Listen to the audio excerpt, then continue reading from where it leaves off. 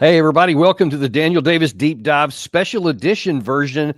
We've got a real treat for you today. We've been talking about the Kursk offensive and that all the way back to last August. We've been showing you the progress as the Russia has been slowly whittling it down, and then all of a sudden, starting about on the 8th of March, there was a big push, and then down to now today, just literally a couple of forest patches left. But we've now got somebody who was actually on the ground in that area. And we have joining us for the first time today, Elizaveta Igorevna, who is a war correspondent in the Special Forces Unit, Arbat, and she is coming to us live from southern Russia. First of all, welcome to the show. Really glad to have you here. Hello. Yeah, nice to meet you. Yeah, I wonder if you can tell our folks here just a little bit about you, because I mean, you seem really young for somebody to be in this position here, and right there at the front lines. I wonder if you could tell us a little bit about how you became a journalist and how you came to the front lines.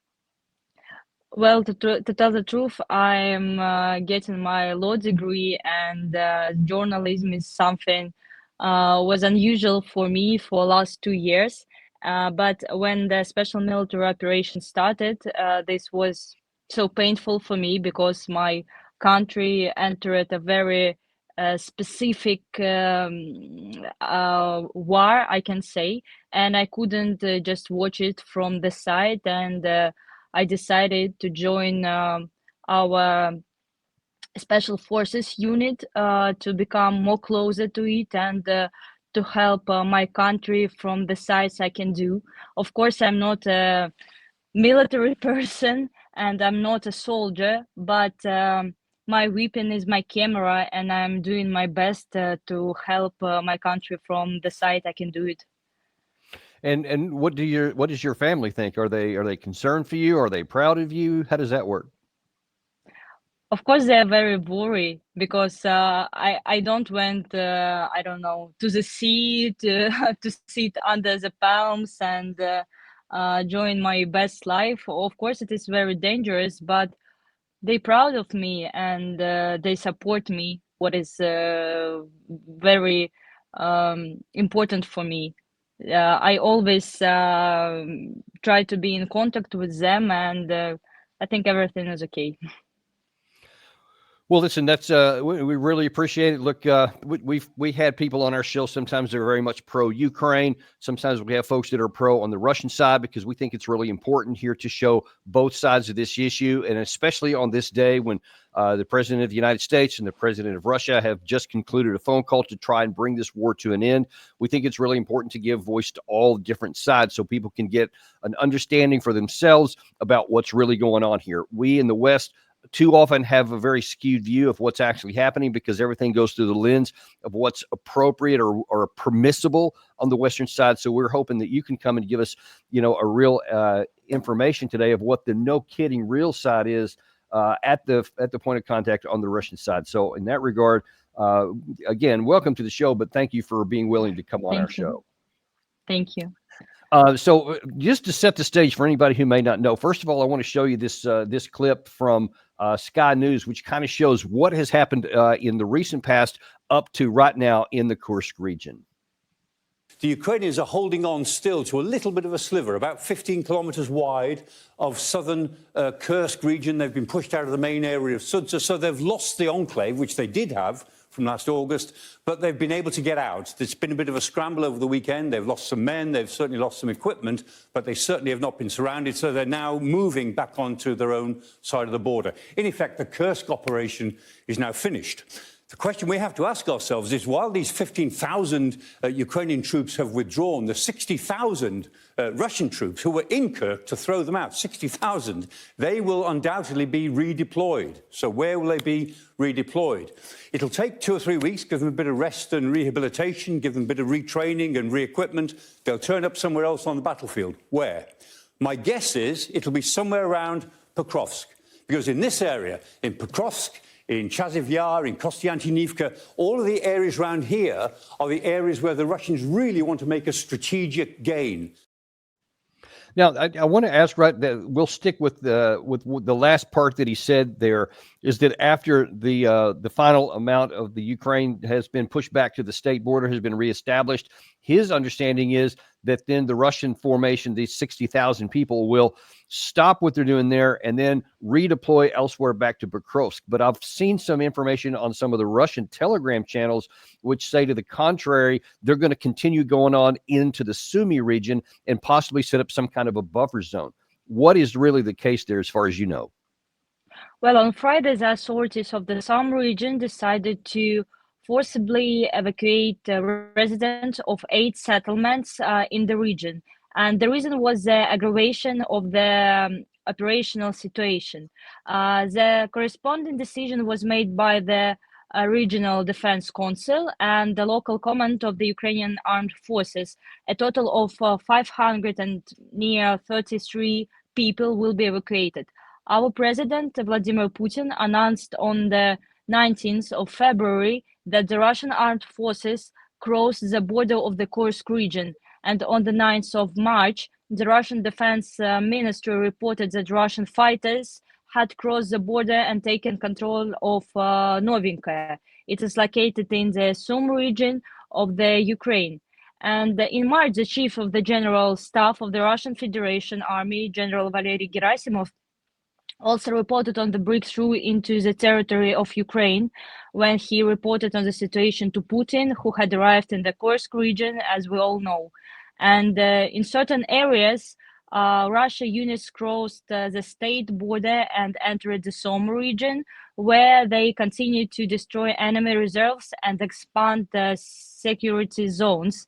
That says Gerasimov. He reported it to our president. And also, Putin told Gerasimov that our task is to completely liberate the territory of the Kursk region and restore the situation along the state border.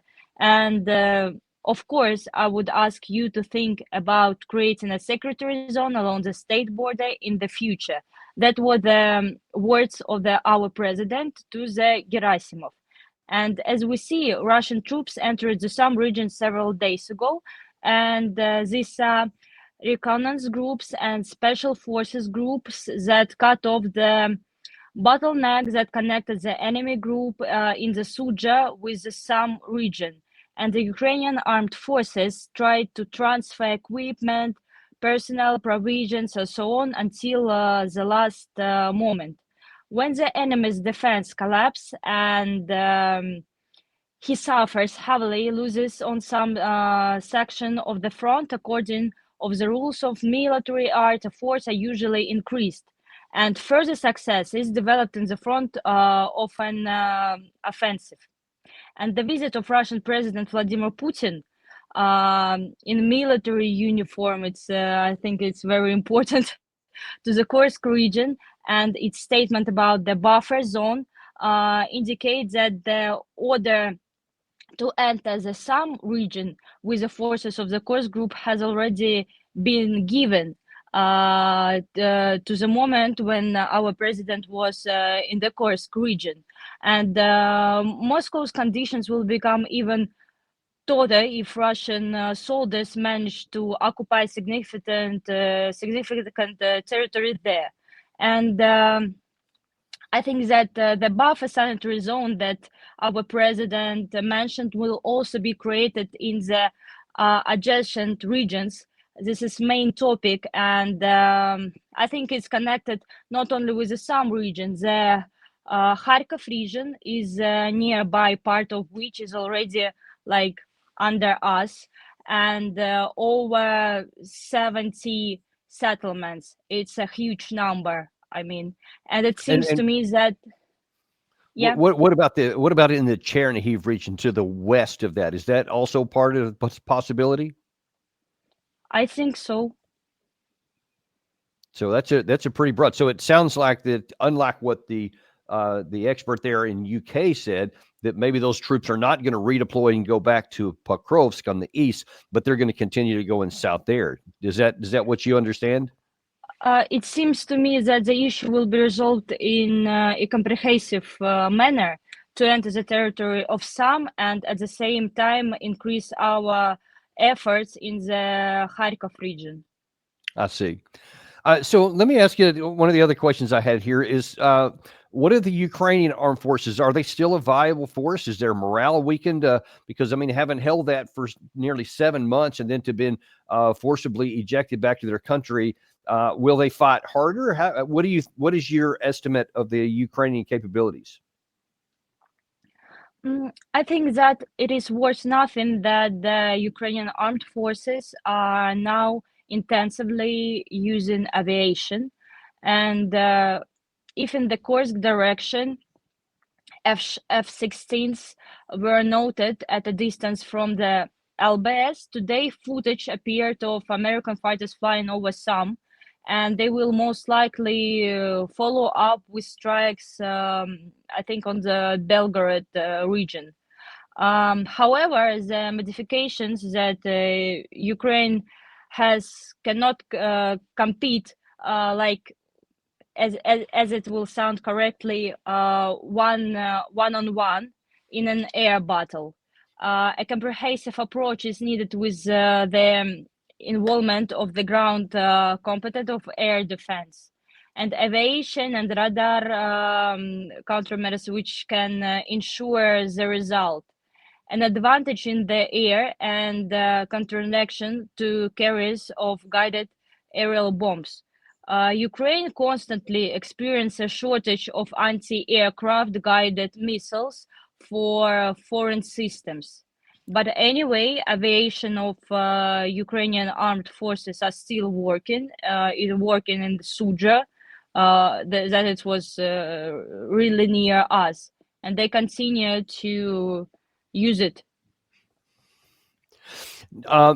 Speaking of the Ukraine side and how they were fighting, it appeared that not it appeared that, but from the August of 2024, when they first made the incursion and they went to the, they carved out that pocket.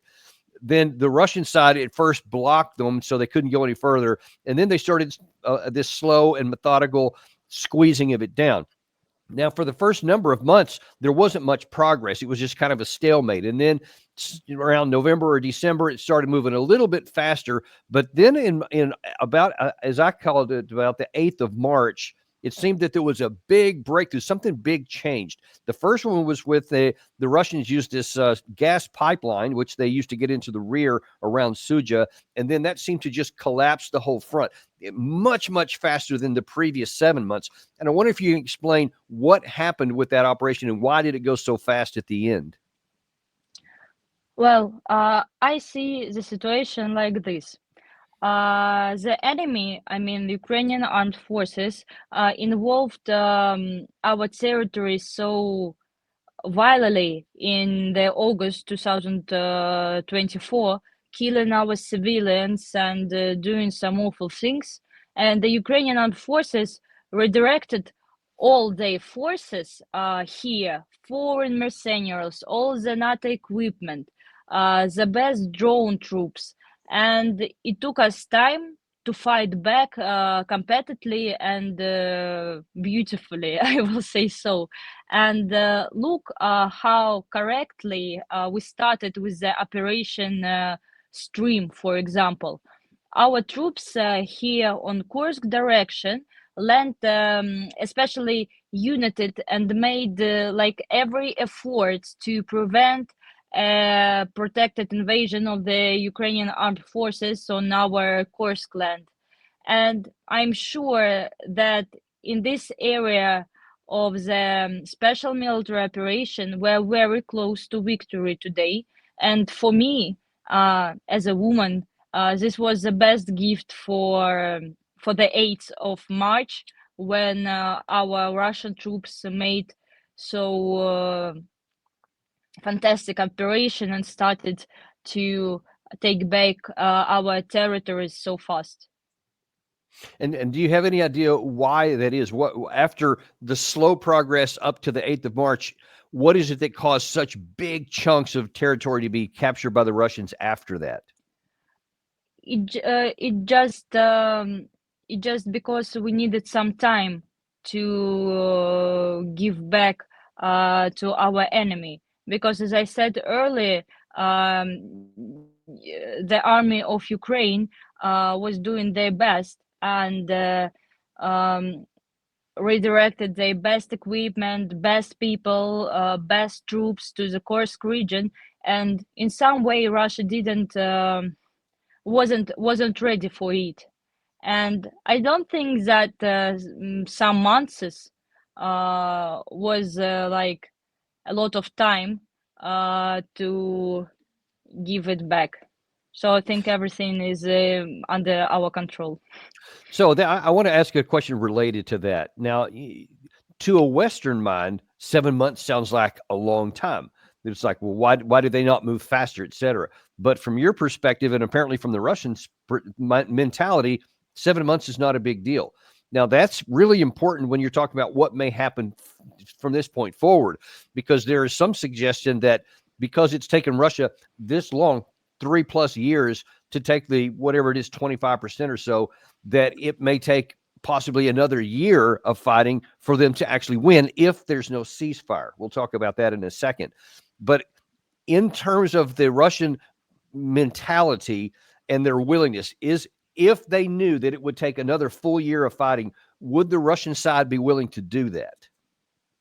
Of course, we will do it because this special military operation is so important and so painful for all of us, for my country, for my people. And of course, no matter how many minutes, how many days, or how many months or years it will take to solve this military operation from the side we see it, we will continue to do what our state asked us to do. Now, there are some experts in the West, we played on a show earlier today, that they believe that Russia is, quote, on the mat, that they're almost going to collapse, that their economy won't hold together, and that they actually can't stay together and fight that long. Do you believe that? I will say so, that it's very like two-sided question. Because of course we all understand that war is terrible, and we all pray for it to end soon. But I think that not a single soldier will deviate from the goal intentionally set before us. Like, these ceasefire conditions are repeated by us one way or another every day, and through internet resources, news, and so on. But until our new territories, I mean, Donbass, Zaporozhskaya Oblast, and Khersonskaya Oblast, Kursk direction, and Belgorod are completely cleared, until the last Ukrainian soldier leaves our lands, until NATO weapons continue to fly into our cities, our army will continue to fulfill the tasks set before it. The pain of the war, I ask you to note, since 2014, not 2022, is too great to lay down arms and trust another, I'm sorry, mean businessman's tricks due to the cunning of some Trump. Our president will not allow us to lose our land, our sovereignty, and what is important, our people. And we will defend this to the end. And I guess no matter how long it takes, that's the mentality of the fighters. Yes, there's the mentality of fighters, and what is more important, there's the mentality of Russian soul. I got it. Thank you. One other thing related to the fighting here in the Kursk area.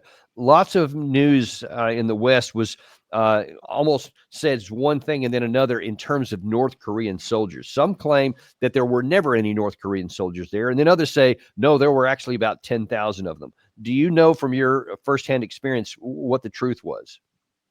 Oh, I'm so sorry, but I cannot comment this item because it is a special item for both of our side, so I can't comment it. I'm sorry. No problem at all. I got it. You got some rules, no problem. Next question. Let's look. Okay, we talked about the Ukrainian side, and as I understand, you're saying that they fought very tough. They were good fighters. They brought lots of equipment in. They had lots of drones and Western kit, etc. But over time, the Russian side overwhelmed them. Do you still consider the Ukrainians now where they are back on their territory will continue to fight just as hard? Well, as I understand, that in Ukraine it will be another flow of intelligence and weapons from the European countries, and I don't know about nowadays situation because, as you know, it's changing every minute, I guess, and I don't know what decided the United States of America, especially after the latest news. We will see it in some days, I guess.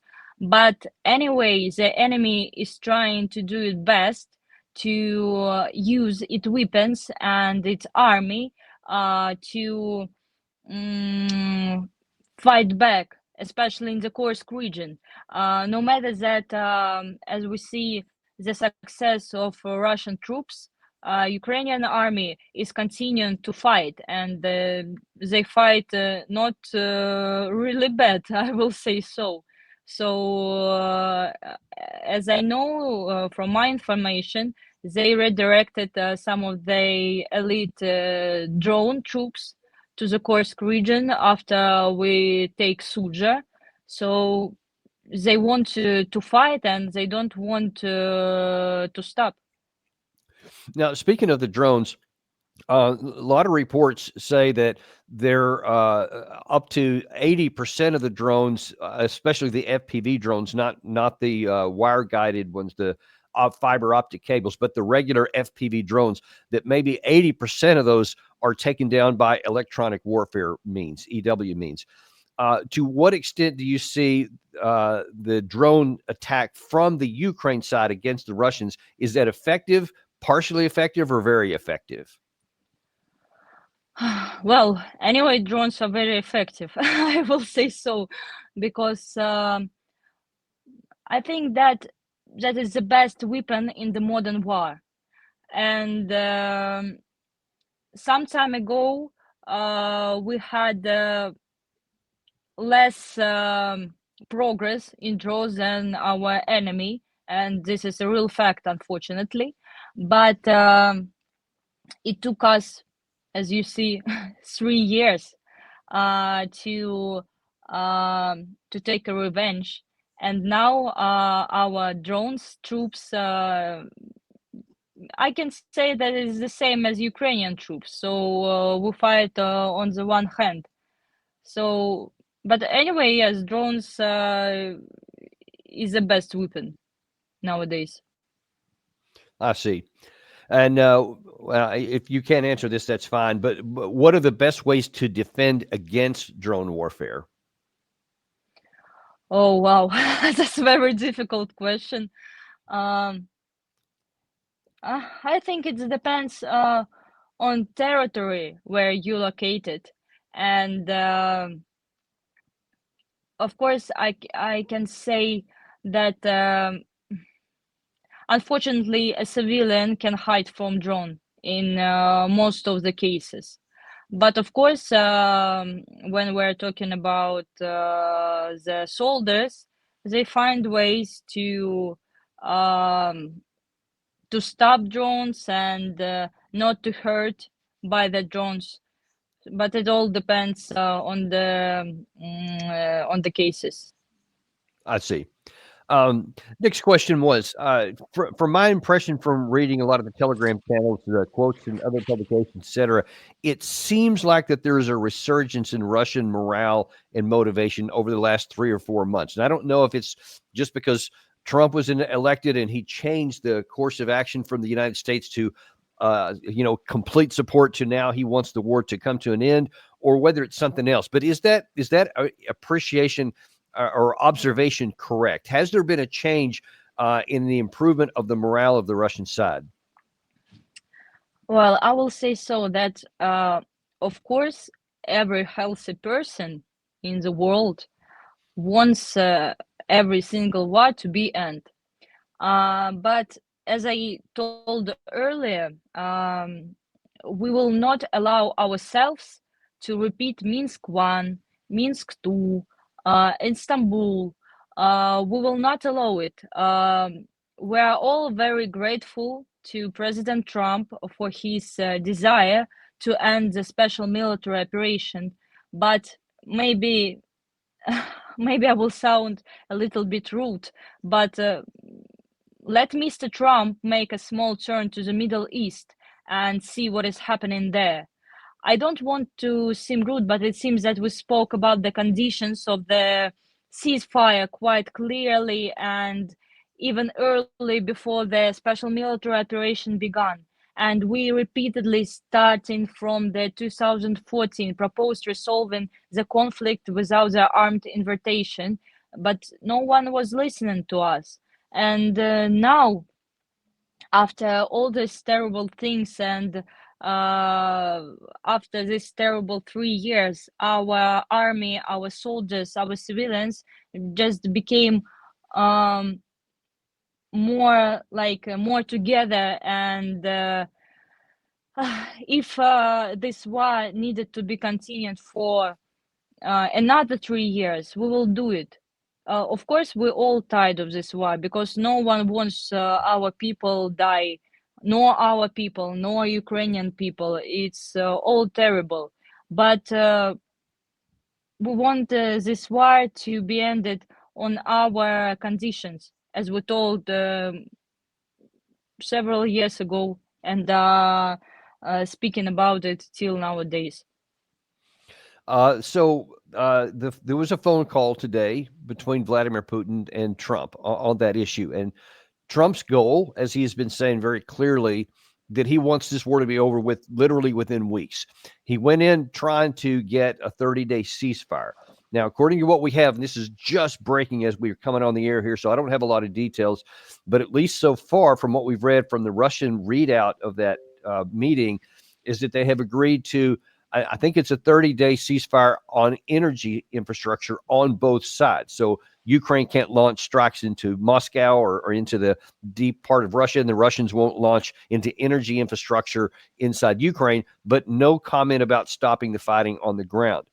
In the event that the two sides can't come together and there won't be a ceasefire, or that the conditions that you've mentioned that Putin has about what the final result has to be, if the West doesn't agree to that, will Russia just continue to fight on, even if it goes, you just said even if it went 3 more years, you'd keep fighting. But how far would Russia go if there's no agreement? Do you know that?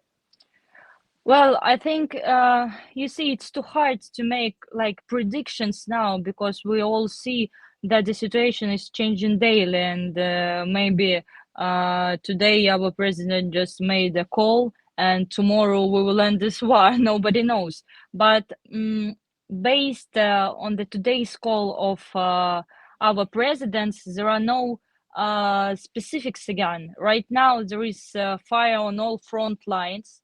I mean all fronts line, no, not on the Kursk region, and which means that as long as it continues, we will stand firm.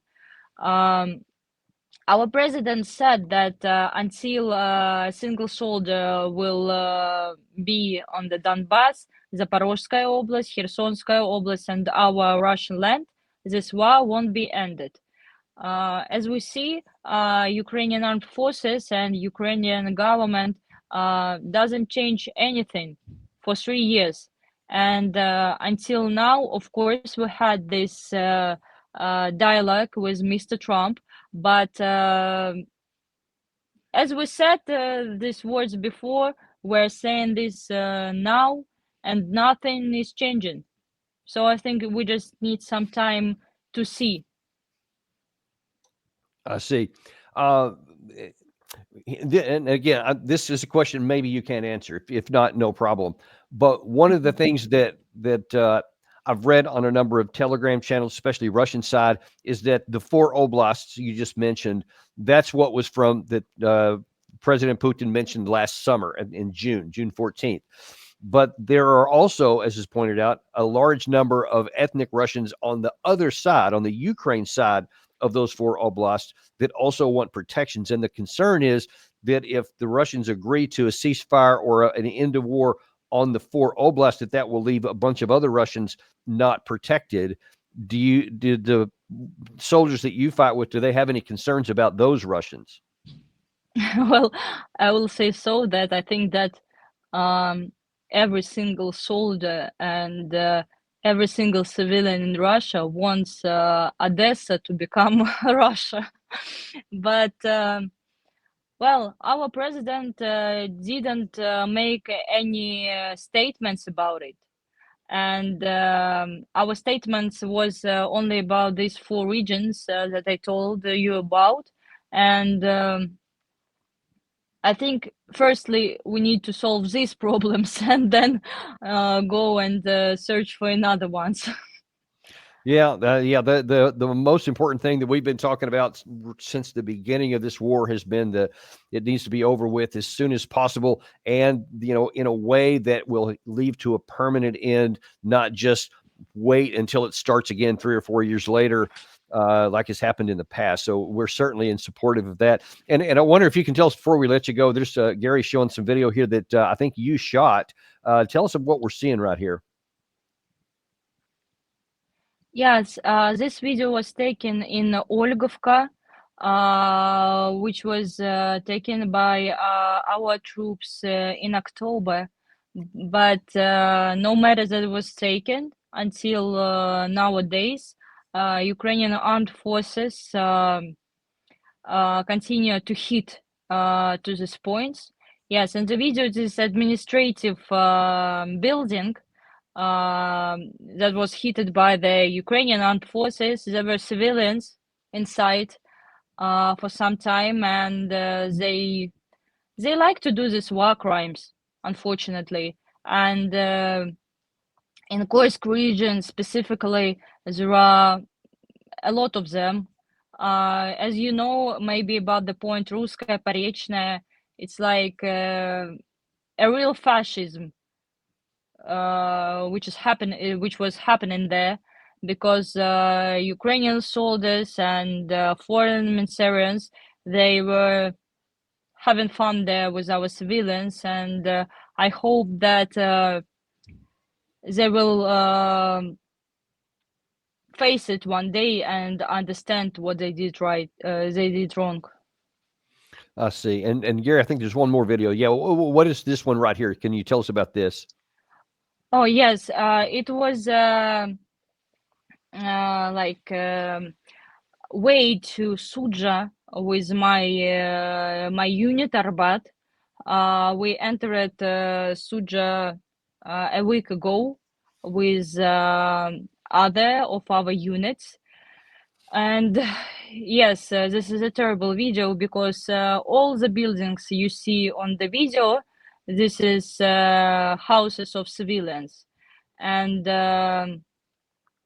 while you're walking through these houses, through these territories, you can see a lot of murdered people there, and this is all war crimes, and it is terrible to see. Our troops doesn't do the same things with the Ukrainian ones, and that's terrible.